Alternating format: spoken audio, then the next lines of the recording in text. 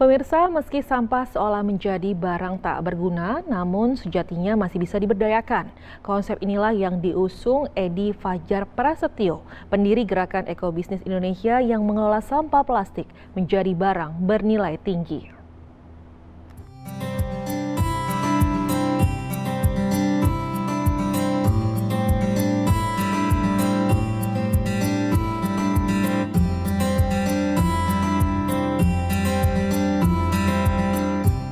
Mengubah plastik menjadi barang bernilai tinggi, mengubahnya menjadi sebuah berkah.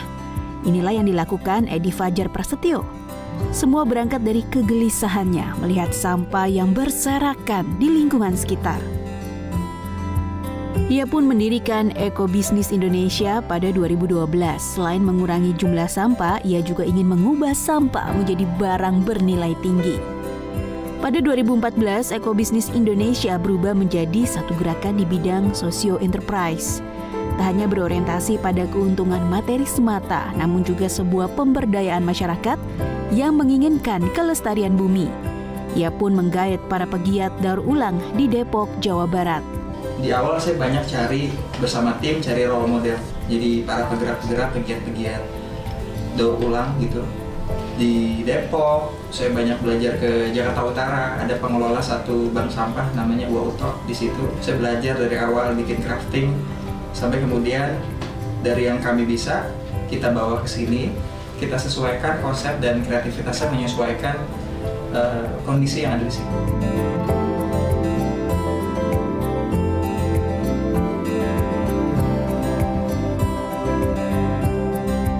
Agar dapat bertahan di tengah industri kerajinan, Edi membuat sejumlah inovasi untuk Ekobisnis Indonesia, diantaranya Petaka atau Pemberdayaan Tenaga Kreatif, CLBK, atau Cerdas Luar Biasa Kreatif, dan Polemik atau produk olahan Ebi Menarik. Ia juga bergabung dengan komunitas ekopreneur dan sosiopreneur untuk bertukar ilmu serta pengalaman. Kini Edi dapat memetik hasil manis perjuangannya merintis Ekobisnis Indonesia. Di antaranya berhasil memberdayakan warga di kawasan Kedaung, Tangerang Selatan, Banten untuk mendapatkan penghasilan tambahan lewat Ebi Bag atau Ekobisnis Bag. Ebi Bag merupakan sebuah komunitas ibu-ibu di wilayah Kedaung, berdiri sejak 2014. Pelatihan untuk ibu-ibu dilakukan bekerja sama dengan beberapa dosen dari Universitas Islam Negeri Jakarta. Siswati, salah satu anggota Ebi Bag, mengaku mempelajari cara pengolahan bungkus plastik bekas selama 2 bulan. Produk yang dihasilkan tidak hanya berupa tas, namun juga beraneka ragam bentuk dompet. Untuk harga bervariasi mulai dari Rp50.000 hingga Rp500.000. Lewat program ini, perlahan pendapatannya mulai bertambah. Ya minimal 200-an. Satu ini. Sehari bisa bikin berapa buah berapa ya? Kalau dompet bisa. Kalau dompet 3 atau 4. Kalau yang rajin mah 5 bisa sehari. Iya kalau fokus. Kadang-kadang yang namanya mak-mak kan nyuci. Sambilan minimal 3 dah. Tapi kalau tas? Kalau tas 2 hari 3 hari bisa. Begini. Karena kan dia makan banyak ininya. Bungkus kopinya.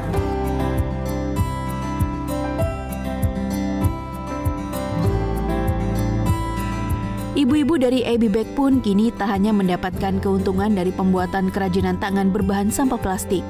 Namun Ebi Bag juga menjadi tempat belajar bagi mahasiswa yang melakukan kuliah kerja nyata. Seiring semakin banyaknya kegiatan ibu-ibu Ebi Bag, banyak anak-anak yang kurang terpantau saat bermain. Disinilah Edi menghadirkan Taman Bacaan Masyarakat Serambi untuk tempat bermain anak sekaligus belajar. Didirikan pada 2017, TBM Serambi berubah menjadi tempat favorit bagi anak-anak Kedaung. Di tempat ini, anak-anak diajarkan tentang dampak buruk sampah plastik serta cara mengolahnya. Awalnya di ekonomi dan lingkungan. Terus lambat tahun, karena ibu-ibunya sudah terlibat menjadi tenaga kreatif, terus banyak anak-anaknya yang kurang mainnya kemana-mana gitu, kurang terkontrol. Akhirnya dapat advice lah, ini anak-anak gimana nih baiknya. Nah, akhirnya singkat cerita, muncullah satu program namanya CLBK, Cerdas Luar Biasa Kreatif.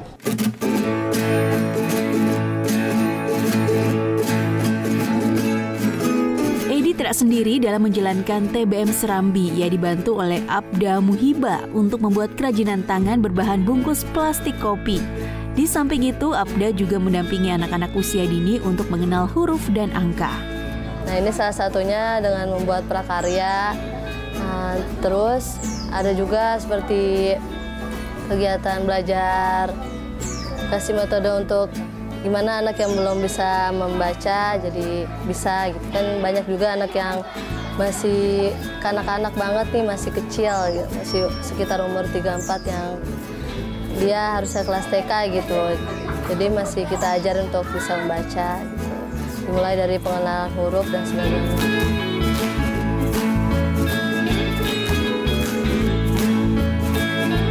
Selain keterampilan tangan, anak-anak juga belajar sains dari salah satu pengajar homeschooling Kak Seto, Yudi Febrianto.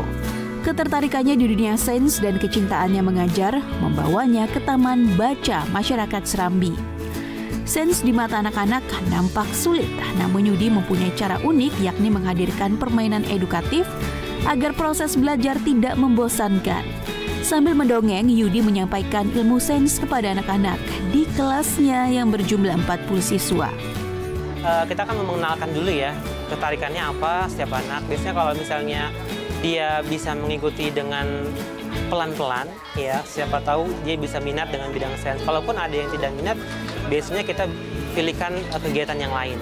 Seperti itu. Tapi biasanya pengenalan hal-hal yang menarik, yang seru, yang terlibat interaktif, akhirnya mereka jadi ikut seperti itu. Biasanya seperti itu.